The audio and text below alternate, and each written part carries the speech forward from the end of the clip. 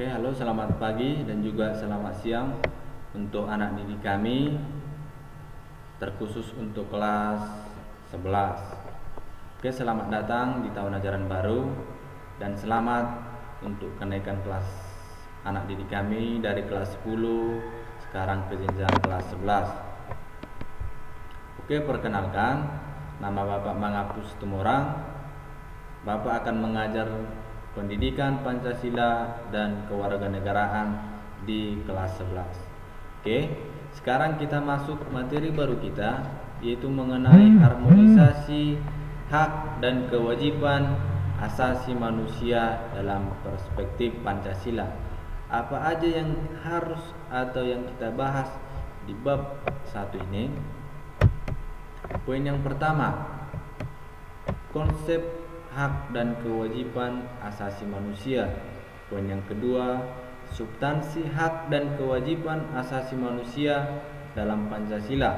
Dan poin ketiga, kasus pelanggaran hak asasi manusia. Dan yang keempat, upaya penegakan hak asasi manusia. Oke, sekarang kita masuk ke poin yang pertama, konsep hak dan kewajiban asasi manusia. Oke, sebelumnya mungkin anak didik kami sudah pernah mendengar atau mempelajari yang namanya hak dan kewajiban. Oke, di sini Bapak akan mengulangi. Secara sederhana, hak diartikan sebagai sesuatu hal yang kita dapatkan. Misalnya, jika Anda atau jika ada seseorang yang bekerja, pasti akan mendapatkan imbalan, atau seringlah ini disebut akan mendapatkan haknya, yaitu sesuatu berupa imbalan. Oke, dalam pelaksanaannya hak asasi manusia ada 3 hal pokok yang penting yang harus dimiliki oleh manusia. Itu yang pertama, hak hidup. Hak ini pastinya kita tahu, hak ini berasal dari Tuhan Yang Maha Esa, yang bersumber dari Tuhan Yang Maha Esa dan tidak bisa dicabut oleh manusia manapun. Oke. Untuk hak yang kedua itu hak kebebasan. Hak kebebasan ini baik itu berupa berekspresi, hak kebebasan untuk berkumpul, baik itu berserikat. Kebahagiaan ini hak Anda untuk bahagia. Ini tergantung Anda menikmati kebahagiaan Anda tanpa bergantung kepada kebahagiaan orang lain. Jadi, ketiga hak ini harus dimiliki oleh manusia. Jika ini tidak dimiliki manusia, maka manusia akan hidup tanpa arah atau bukan manusia yang seutuhnya. Oke, sekarang kita ke kewajiban. Kewajiban diartikan sebagai sesuatu yang menjadi tugas manusia yang harus dilaksanakan dengan penuh tanggung jawab. Misal, ini kewajiban contohnya di rumah. Kewajiban ini contohnya membantu orang tua. Contoh di sekolah lagi, ini mematuhi peraturan sekolah. Contoh dalam masyarakat atau bernegara, ini mematuhi norma-norma dalam bermasyarakat. Oke, selanjutnya, makna hak asasi manusia.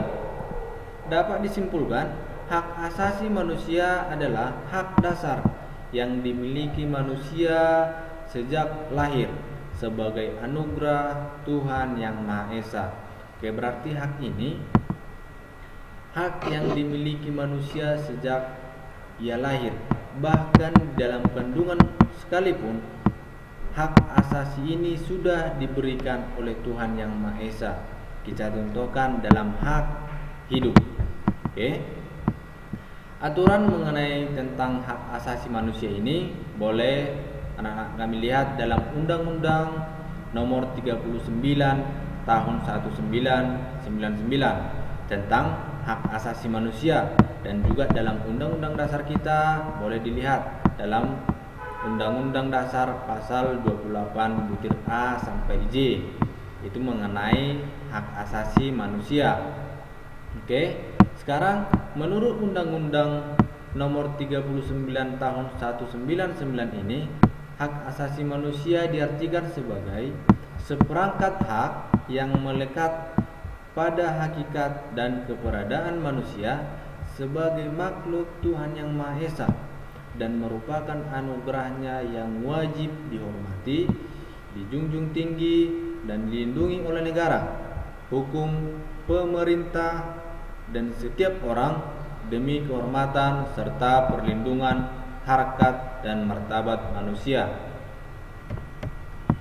Oke, sekarang kita lanjut ke ciri-ciri hak asasi manusia. Di sini ada 4 ciri dari hak asasi manusia. Yang pertama hakiki, yang dimana artinya hak asasi manusia semua umat dan dimiliki manusia sejak lahir sebagai hak dasar dari Tuhan Yang Maha Esa. Berarti dalam ciri hak asasi manusia yang hakiki ini berarti semua umat atau semua manusia memiliki hak, bahkan dalam kandungan sekalipun, dan hak ini bersumber atau berasal dari Tuhan Yang Maha Esa atau Sang Pencipta. Yang kedua ada universal. Universal yang artinya menyeluruh. Berarti universal artinya berlaku untuk semua orang tanpa membeda-bedakan. Berarti harus semua manusia memiliki hak masing-masing. Dan yang ketiga ada tidak dapat dibagi-bagi. Artinya semua orang berhak mendapatkan hak, baik hak sipil, politik, hak ekonomi, baik itu sosial budaya. Yang D terakhir, tidak dapat dicabut atau sifatnya permanen atau kekal. Artinya hak asasi manusia tidak dapat dibagi atau dipindahkan kepada pihak lain pun. Berarti hak ini harus murni dimiliki oleh setiap individu manusia. Oke? Kalau ada pertanyaan dari anak didik kami, boleh ditulis dalam kolom komentar. Sekian dulu untuk penjelasan singkat Bapak di pertemuan pertama kita. Selamat siang.